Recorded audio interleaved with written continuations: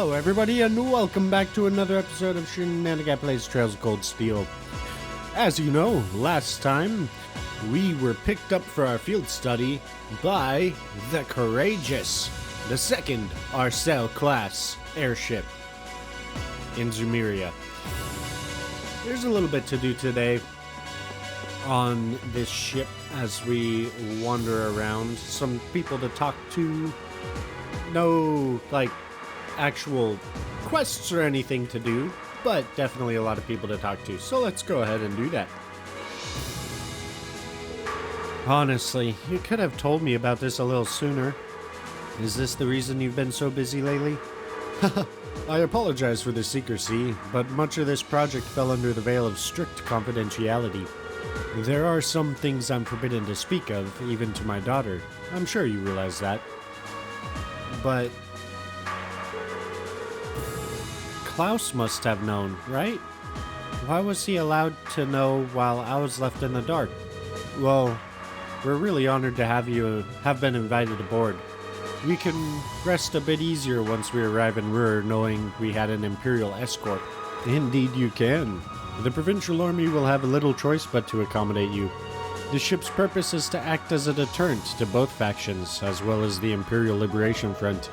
By doing that, we hope the Courageous will hold the old guard at bay long enough for something new to take root. I'm sure it will. They chose wisely by naming you captain. Still, I assume that's not the ship's only purpose. Well, true. Building an airship this advanced seems excessive if all you're going to use it as is a deterrent. Laura's right, there has to be some other purpose it was made to fulfill. Very perceptive of you. I regret that I wasn't able to discuss this with you properly when you were in Ilgram last month. But I'm proud to see just how much you've grown since you enrolled at the Academy. I have my class to thank for that. Learning alongside them has been a constant source of insights.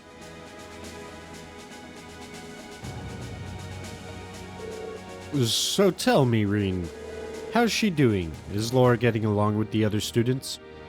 Huh? I think she's been fitting in fine. I see. That's reassuring to hear. At times I worry that growing up in a sword-fighting household caused her to end up less well-rounded than her peers. I hope you and the others will continue looking out for her. Of course. We're glad she's with us. I can't imagine Class 7 without her.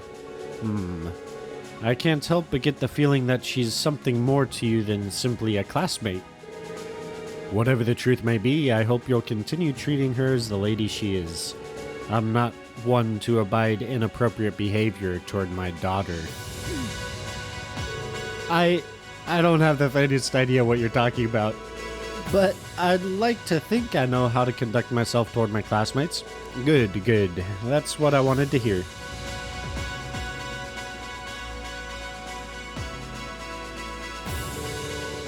What are the two of you going on with all your whispering and your pure furtive glances? It's nothing you need to concern yourself with. Just a little discussion between men. You needn't worry. We'll be sure to get you to your field study safely. As a student of Thor's, I expect you to give it your utmost. Huh? He really does care about her. Nevertheless, being ferried to our destination in an airship like this makes me feel as though I could take on the world. While we won't be in the same group during this field study, I hope that it's a rewarding one for both of us. Agreed. Haha, allow us to escort you to your destination. I hope your field study proves to be a fruitful one. Just don't forget to conduct yourselves as students of Thor's, should be during your time there. I missed a word there. Machias, what's up, dude? Everything on this airship is really cutting edge. Prince Oliver does love his surprises. First, his return to Heimdall on the Arcel, and now this. Everything on this airship is really cutting edge, blah blah blah blah blah. Gaius, what's up, man?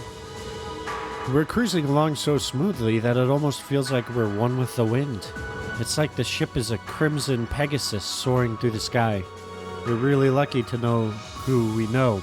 I can't imagine many people will ever get to experience something like this. We owe the winds and the goddess our thanks. Yes. Well put, guys. Well put indeed. So yeah, that's the bridge. This is the junction area. To the elevator. Or, I guess this isn't the junction area. Never mind. To the junction area we go.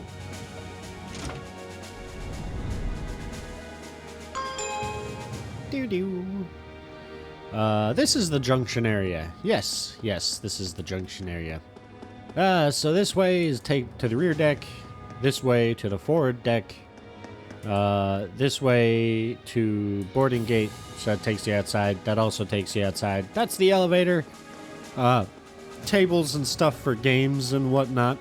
And then a couple of locked rooms and a supply room and the barracks. Yeah. Let's see what this group is up to. Are you through working out what to do for our concert? Yeah, we've got the general gist of it figured out now, but let me ask you, Reen, would you prefer male or female vocals? That's a really important question too, since it'll change the audience we draw. That's a tough decision. Why don't we try both then? Dots. You know that? You know what? That'd be perfect. Yeah, I really like that idea. 2 songs would be the perfect length too. Rehearsing will be a bit tougher, but I think we should do it. It lets us use both plans, too. You won't see me complaining. He seems really excited for this. Your ideas have all the subtlety of a sledgehammer. You realize that this will put us in direct competition with Class 1, correct? We'll need to do something with a degree of class in order to take them on. Come on, nobody wants to see dudes sing. It's all about the ladies. Besides, if we make the outfit skimpy enough, guys will be breaking down the doors to get in. I'm not even gonna entertain that one. Back to the elevator before we go outside. There's a specific conversation I want to do last.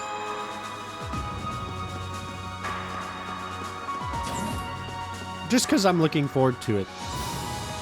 No. This guy looks important. Professor Thompson? Splendid. Take a look, Peyton. We're cruising so fast, yet we remain completely stable. Just as my test predicted we would. Well, that's great. This is a big win for the both of us. I never could have done it without you. I owe you one. I honestly don't know who that is, I don't think. I couldn't believe what I was hearing. I had no idea the Reinford Company was involved in developing something on this scale all this time. Then I find out it was a collaboration with Epstein Foundation and ZCF. And on top of that, she's got her hands in the development of our Arcus units too. It's way too much work for one person. How many projects does Mother have under her wing right now? Well, I'm afraid I can't give a simple answer to that. But suffice to say, the chairman only knows about a small number of the projects in development by the Reinford Group. Lately, the directors have... I knew it! Oh? Hello, Master Reen. Sorry, am I interrupting something? No, it's okay. Have you finished exploring the airship? I expect it'll be a while longer before we reach Roer. Finished? I don't even think I've seen half of it yet. It's kind of overwhelming. Looking forward to landing in Roer, though. It's been a while since I've seen the industrial metropolis. It's not too far from my hometown, so I'd always hear about it in passing. Oh, that's right. You're from Ymir, so I guess you would then. You want a little refresher? I can bring you up to speed on all things Roer. Sure, why not? Roer used to be a factory town, but it grew into a hotspot for technology as a result of its steel and heavy industry. The population is around 200,000, and since the city's in the Nordia province, it's under Marcus Ragnar's jurisdiction. Ah, that's right. I still find it kind of wild that Angelica is his daughter. No, the last time I visited, it felt like the whole city was man-made. Trees and grass were rare sights. It made it kind of hard to tell how large the city really is. Well, the city itself is basically one giant structure, divided into several levels. It's been expanded so many times that even longtime residents occasionally wind up in places they don't recognize. Why, I've lost count of the number of times I've had to go pick up Lady Elisa when she lost her way. That was when I was a kid. Don't say it like it still happens. Really, it was a long time ago. Something tells me we're looking at the not quite so distant past. Anyway, north of Roer is the Sashen iron mine.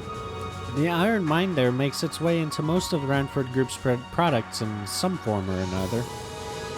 The amount of ore they get from just that one mine is immense. The Empire would be a different place today without it.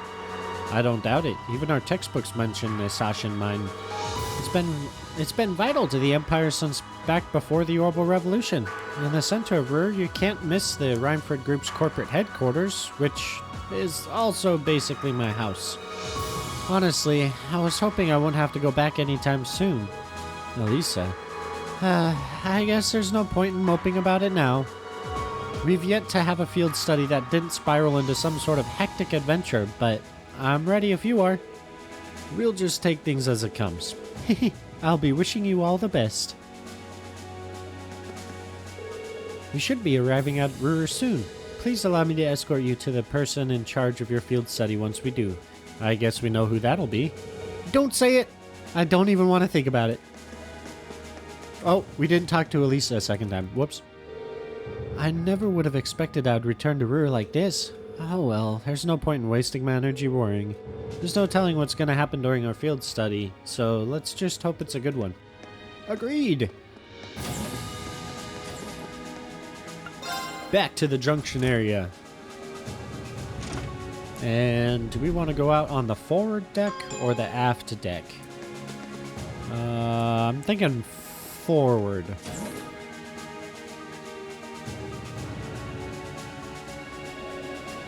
Yes, correct choice. Whoa, this ship is amazing! We're flying faster than a bird. Take that, bird! Now I kinda want one. I wonder if Gramps will get me my own airship if I ask him real nice. You can already fly around on Aragetlum. Don't go getting greedy.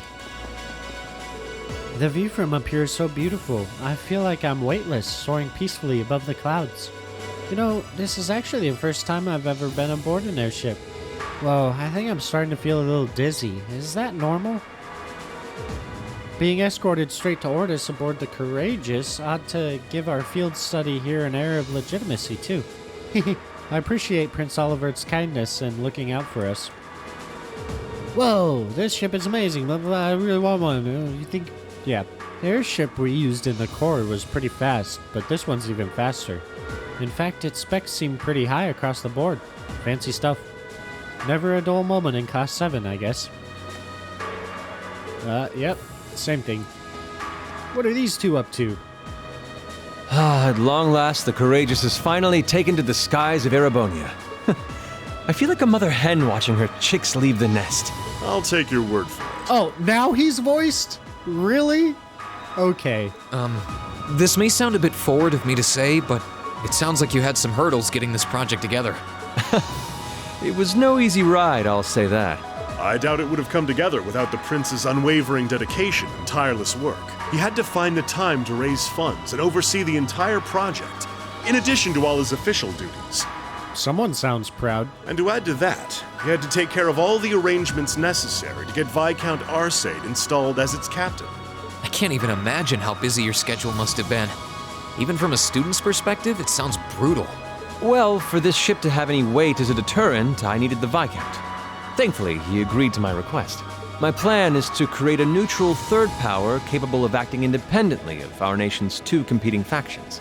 You can think of the Courageous as the first physical embodiment of that ideal. A third party, huh? I feel like I'm starting to understand at least part of what it is you're trying to accomplish. The road will be a difficult one, though.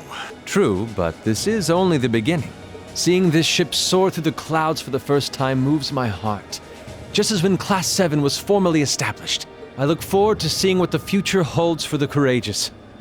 And for the brave men and women of your class. Your Highness. We live in interesting times. The political situation across the Empire seems to grow more ominous by the day. But, with any luck, making a real show out of this ship's launch will push back against the prevailing climate.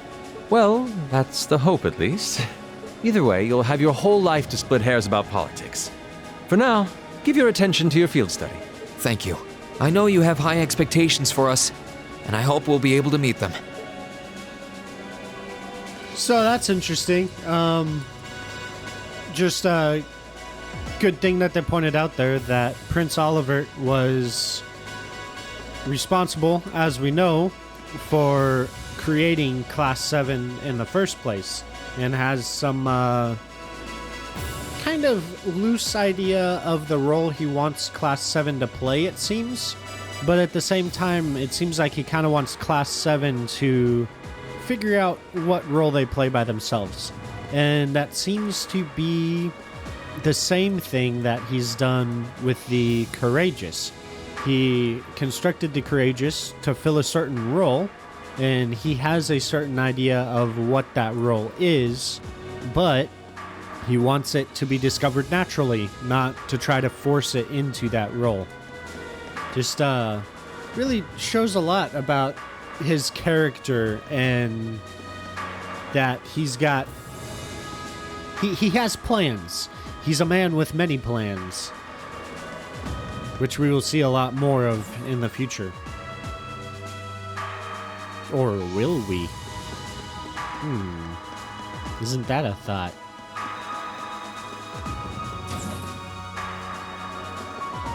And this is the conversation I was really looking forward to. Instructor Sarah? Toval? What are you guys doing out here? Oh, just a little bracer-to-bracer information swapping. That's about the long and short of it. Been a while since I saw you guys, though. Not since last month in Legram. Yeah, always nice to see a friendly face, though. Well, despite keeping in touch with him and setting up these arrangements, it came as a surprise to me to see him on board, too. Clearly, it was meant to be. Honestly, I was only brought on because of my connection with Viscount Arcade. This airship really is in a class all its own, though. It's not every day you see a ship owned by the Imperial family and captained by the Radiant Blade Master. This cruiser has the potential to be an important force in Erebonia going forward. Without ties to the Imperial or Provincial armies, it can potentially keep both of them in check if need be. It might not be able to do that quite as well as a strong guild presence could, but it'll still help protect a lot of people. That's true. It still frustrates me how the guild used to be an institution here, and now we're just barely keeping the lights on. At least the Crossbell branch sends its people over to help us out when we need a hand, though. Wenzel's one thing, but we owe McLean so many favors, I've lost count. Exclamation. McLean? Wait, are you talking about... Oh, yeah, I guess you would have heard of him. He's an A-rank bracer over at the Crossbell branch. A guy we used to work with named Wenzel works there now, too. Wait, maybe we should back it up a bit. The guy we're talking about is Arios McLean, aka the Divine Blade of Wind. Divine Blade. They'll expand on it at some point, but a Divine Blade is somebody who has mastery in a specific form within the eight leaves, one blade style of combat.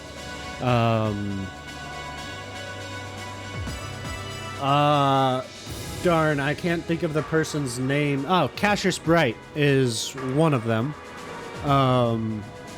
And this guy, Arios McLean, is another one. The name probably sounds familiar to you because he's also a practitioner of the Eight Leaves One Blade style. Yeah, that's who I was thinking of. I've never met him myself, but I heard a lot about him from my master. He mastered the school's second form. It sounds about as untouchable as anyone who holds the title of Divine Blade. I totally forgot that they explained it within the same conversation. Wow. Well, he's pretty damn strong, I'll give you that. Bailed me out of more tough spots than I'd like to admit. Speaking of, you know who else is a student of the Eight Leaves School? Cassius Bright. Yo, why do I even exist if they're just gonna say everything that I say? Jeez. We were talking about him before, remember? He's the bracer who took command during that big incident 2 years ago. Though from what I heard, he left the way of the sword behind a while back.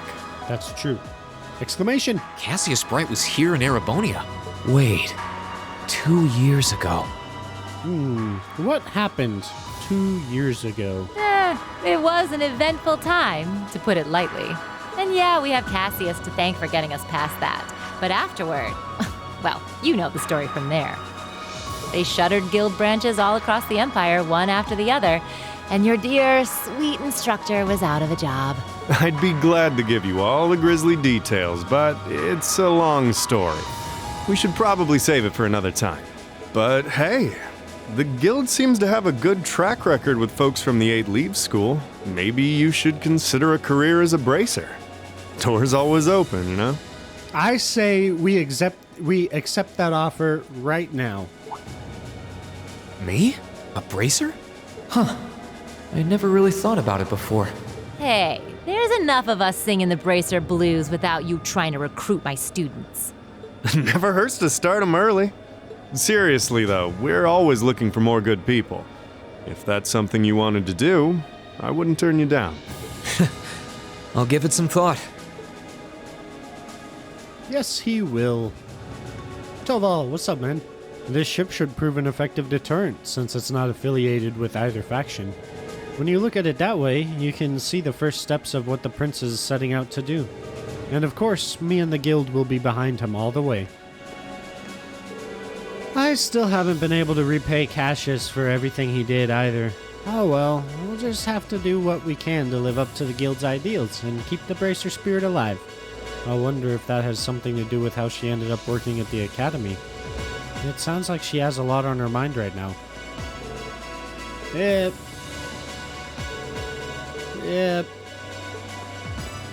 They say the same things. Okay. Back to the ship. Attention all crew members and passengers. We will soon be entering Roer airspace. Please prepare for landing, and make sure you have all personal effects with you before disembarking. Sounds like we're almost there. That was a shorter flight than I'd expected. Guess I'd better go round up the others and start getting ready.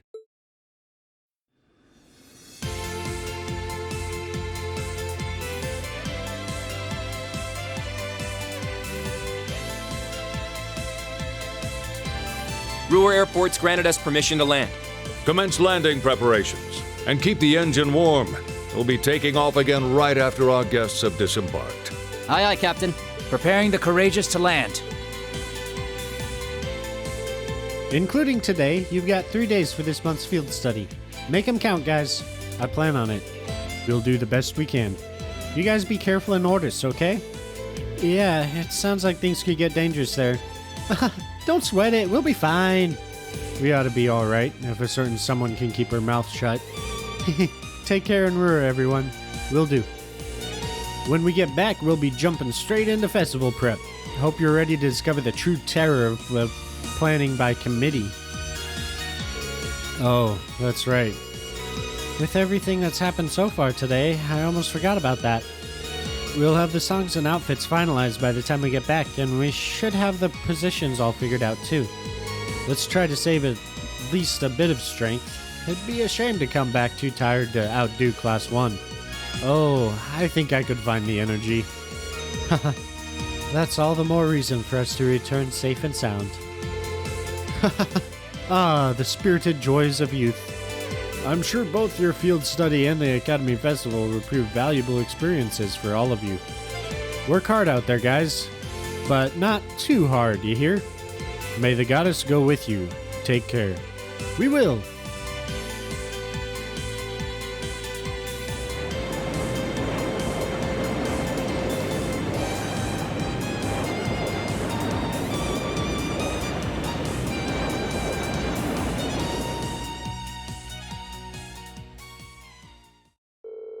The Courageous touched down at the massive Roer airport, where we parted ways with the members of Group B.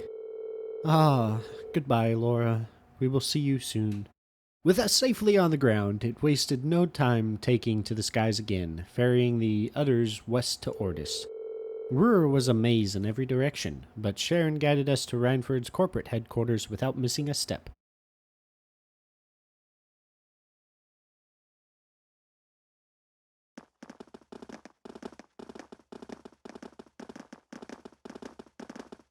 No music? It's kind of ominous. This tunnel goes on forever. I can't help but recall trying to navigate Guerrilla Fortress.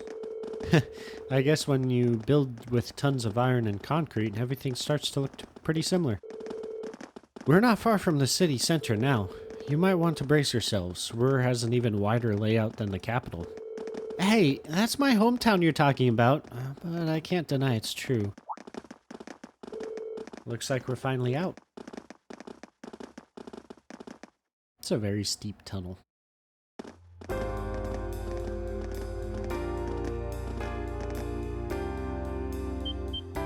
Three exclamations.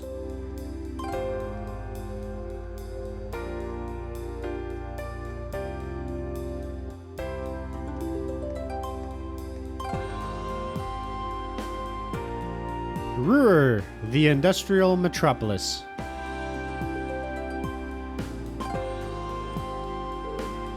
Whoa. The city extends above and below?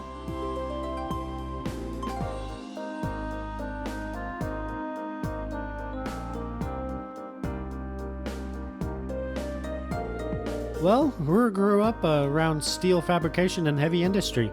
That's how it came to be known as the Empire's industrial metropolis. You were right, it is weird. It's got a population of around 200,000 people too. That's as big as the capital of a smaller country. I feel like this city's gotten even bigger since the last time I was here. The Rhineford corporate headquarters is on the upper level, right? That's right. If you'd like to visit, just head up that escalator. Allow me to welcome you to Roer, home of the Rhineford Company. I sincerely hope that your field study here will be a fulfilling one. So, before we end this episode, there's a really fun thing. A bit of unique dialogue, if you will. These escalators? What if you... Oh, I forgot we automatically go up. Okay. We'll do it after we automatically go up. Wow, a moving staircase? Even the capital doesn't have that. What did it say? Called again escalators? Right, the first one was built in Zeiss. After that, the technicians here decided to try and build one too. Guess they just wanted to show off a little, huh? Haha, like kids, I swear. Exclamation! Huh, look at that! Exclamation, exclamation! Well, what is that? Oh, I can click now. Okay. That's an awfully strange shape for a building. Wait, that's not even a building, is it? Nice catch, Ring. That's actually an orbital generator. But it's so big. Roer has so many factories and industrial facilities that the city uses an enormous amount of orbital technology. Having large generators that send energy where it's needed is more efficient than each factory producing its own energy. That's quite a setup. Technology's really come a long way in such a short time. Yes, 50 years, give or take. Exclamation! Exclamation! Exclamation! Rhineford Group, Corporate HQ.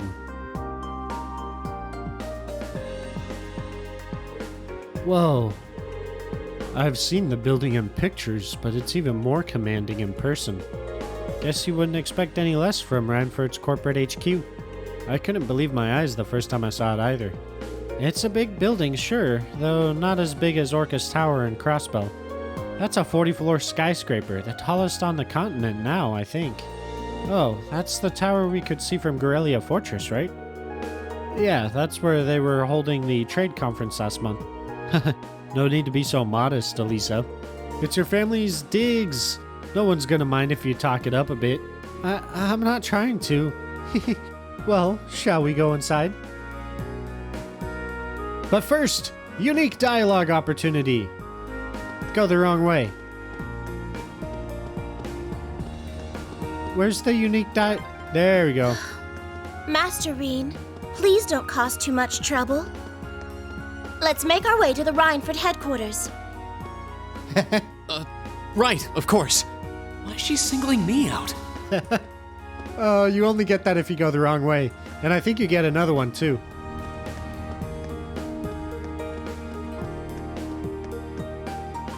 Oh, no, I guess not. I guess it's only the one. Masterine? I'm sorry.